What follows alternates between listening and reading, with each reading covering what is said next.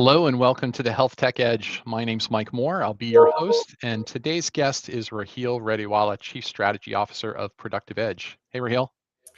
Hi, Mike. How are you? I'm doing great, thanks.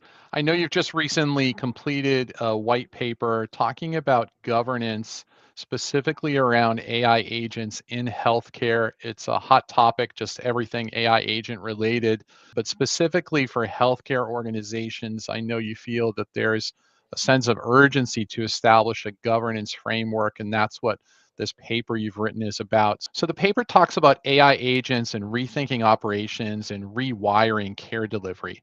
What makes AI agents different from previous AI applications, and why are they such a powerful new paradigm for healthcare right now? It's a really opportune time, Mike. So, traditional AI has been employed at healthcare organizations for a long time. We've done a lot of work in predictive models.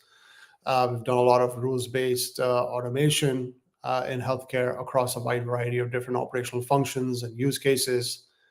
And it's served us well. The traditional AI has given us insights like forecasting, risk scores, recommendations, but a lot of the follow-on work to execute and close the loop was always up to staff, up to the people working to get care done. What AI agents do is that they go further. They can analyze, they can decide, they can act, and even collaborate with other agents. You can think of them as autonomous units, not just a model, a predictive model. And that's what makes them really powerful. So in healthcare, for example, where we have thousands of manual, rules-driven, and error-prone processes, agents can help us rewire those. Instead of humans navigating broken systems, agents can help navigate the system on their behalf. And that's where the power of AI agents comes in. And when I said earlier, the exciting part is that the agents are finally making it possible for us to rethink how care gets delivered and how operations run. So it's not about optimizing tasks, but actually redesigning the workflow. And that opens the door to real transformation, not just incremental gains. That's great. I know the paper also highlights the risks like unintended biases, data privacy violations, non-compliance, and ultimately a loss of transparency, right? There's going to be questions about how did the AI arrive at a decision or a recommendation or even just summarizing information. So why are the risks particularly pronounced with AI agents in healthcare compared to some simpler AI tools that the teams might have worked with? Well, largely because you can have agents that don't just make a recommendation. They can actually take action, they can send messages, they can do nudges, summarize clinical data, or even route things. So it depends, of course, on the complexity of the use case that you're deploying and the capability of the agent, but they can do more than do recommendations. So if there's a bias, a data error, a logic flaw, it doesn't stay hidden in a report where in the past, you would have received a segmentation report. This is beyond that. This becomes decision, a communication, or even a denial of service. And the dynamic nature of agents means that their behavior can evolve over time as situations change, context evolves, more information is processed. So we need real-time oversight, not just a periodic review of these agents. That's great. So let's dig into the framework now because you're advocating in the paper governance first architecture that's built on three layers.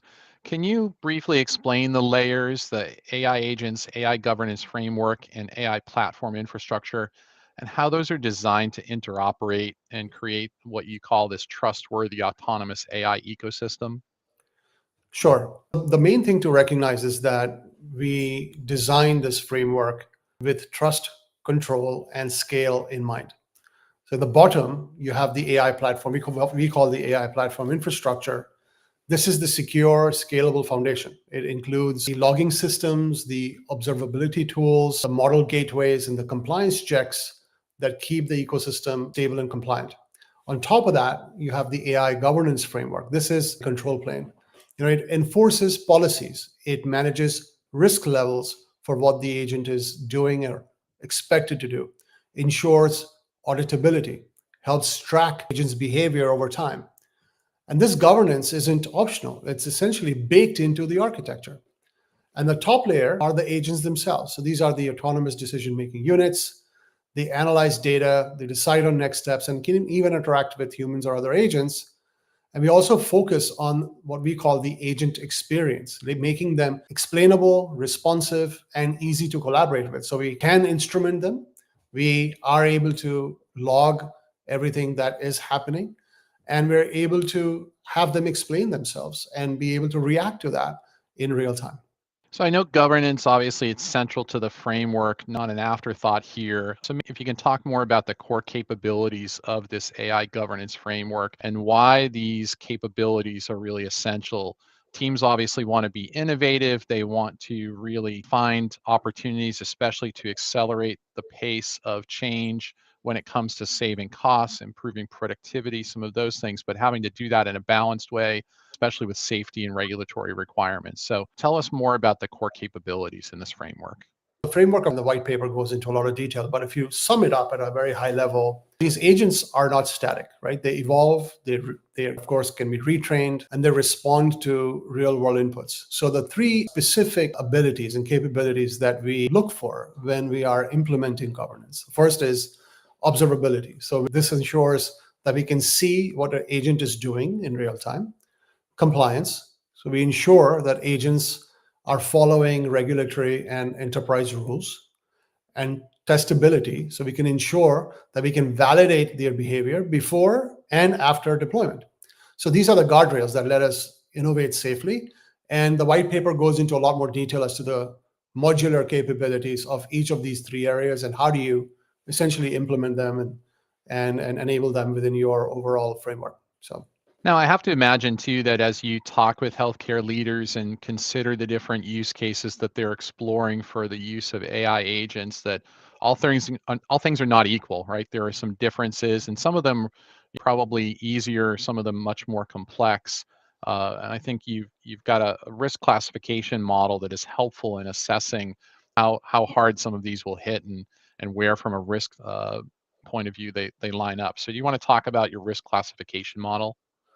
at the heart of our approach, and I think most organizations need to consider something like this, at the heart of your approach to enabling governance has to be an enablement for teams that are looking to either deploy agents or build agents and deploy them.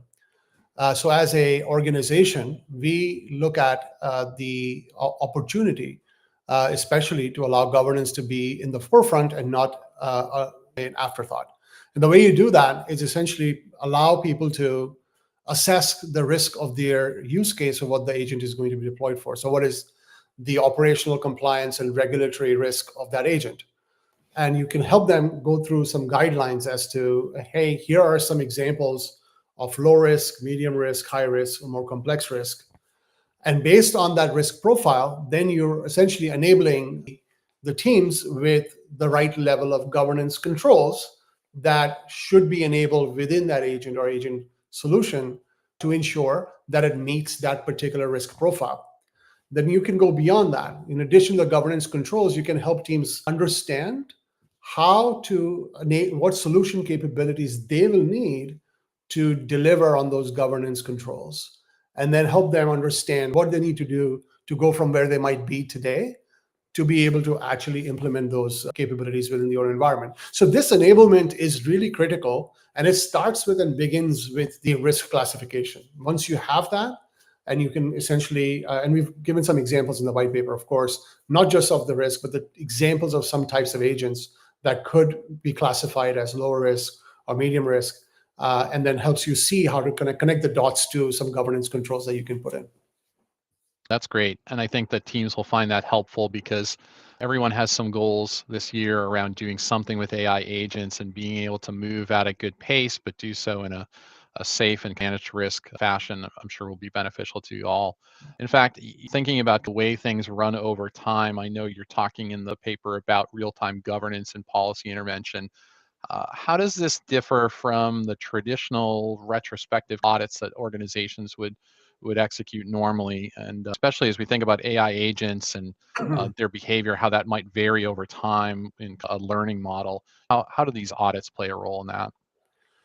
As you said, traditional AI audits have happened after the fact. It could be weeks or even months later, right? But agents are actually acting in real time across workflows, perhaps not just within the organization, but connecting dots across organizations as well. So real-time governance essentially means that the system is watching as the agent operates. It's logging, it's validating, and even intervening if needed. And that's where the three-layer architecture that we've proposed in the white paper is built to support the bidirectional information that is required to allow the governance framework to be an active participant in the observability and be able to have the right level of intervention, be able to deploy that on the agent side as needed. So think of it as live compliance, not a retrospective review. And that's the only way to safely scale autonomous systems in healthcare or honestly in any other industry. How to get there, that's something we explore in the white paper. And we presented a reference architecture that can assist in your thinking as to how to lay the groundwork for that. But it's not an overnight thing you can just turn on. It's something that you build as part of your overall roadmap as well. Which is helpful, I think, especially in technology rollouts. Most organizations have a process by which they'll run a pilot or proof of concept before things go broader. You don't just release it to the full organization and get go. And so it sounds like this process that you're advocating gives a way to keep that monitoring going through all those different phases, especially the widespread adoption for the organization, so that we're driving the right kind of behavior as AI gets involved in different workflows and processes.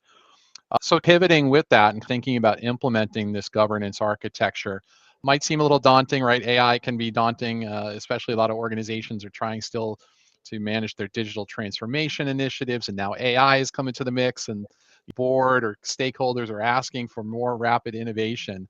So what's the approach that you recommend for healthcare organizations as they're just starting out? What's maybe a first step or a low risk kind of place that they can go as they start looking at this opportunity? The fundamental is to not start with, of course, the highest risk and the most complex workflow. Start where the stakes are low, but the inefficiencies are real. We've been working a lot with clients in helping identify where the quadrant is where the impact is high from an inefficiency, addressing inefficiency perspective, but the feasibility is high as well. So a lot of summarization capabilities are easy wins because processes are pretty complex to follow for staff, as an example. And you can certainly assist them in helping them get better in more accurate information as to what steps they need to go through based on certain regulatory compliance processes. So those are easy. Benefit inquiries, agent assist and contact centers. These are high efficiency, but low in terms of risk. So these are ideal pilots, not just because they're measurable, governable, but they're also easy to explain.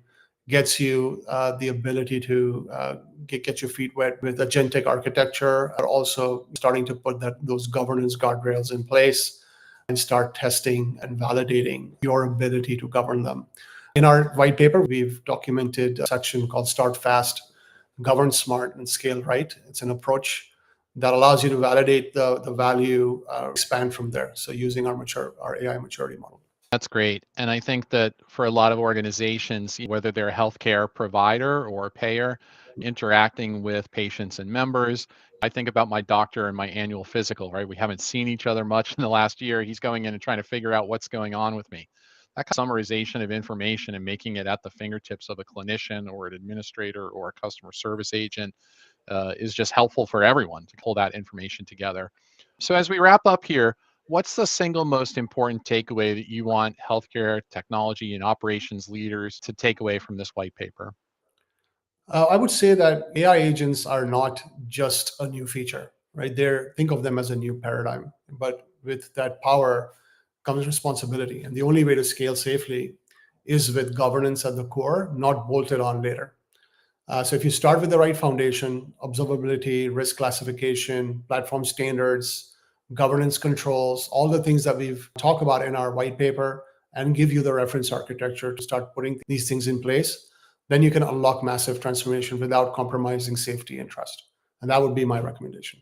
Mike. That's excellent. And I think it's an opportunity, if you look at it in a positive way, is to think, what a great opportunity, right? The rewiring of workflows and processes, putting AI really at the core of the innovation and leveraging its awesome power and doing it in a responsible way that helps your organization go farther, reducing costs, improving care, improving productivity, whatever your goals are for the organization. AI can be a great and powerful tool in doing so. One thing I'll mention is, just to add on to that, is that all of this is, of course, change, right? And workflows in healthcare haven't changed in a long time. And you're talking about rewiring, and those are not light words to take, in the sense that, of course, when this particular conversation is about governance, but change management, and how do we think about those use cases, and how do they affect long-standing workflows and the impact on people, that has to also be considered in part, right? So we don't want to make it just sound like, just plug them in. There is a lot of thinking that needs to go through from that perspective as well. And how do we measure their performance? How do we think about impact? Also elements of the overall strategy. Governance is, of course, a core component of that, which was this conversation. So just wanted to call that out. That's a great way to end it. So appreciate the conversation today around governance for AI agents and healthcare. Thanks, Raheel, for your time, and we'll see everybody on the next episode of the Health Tech Edge. Thanks, Mike.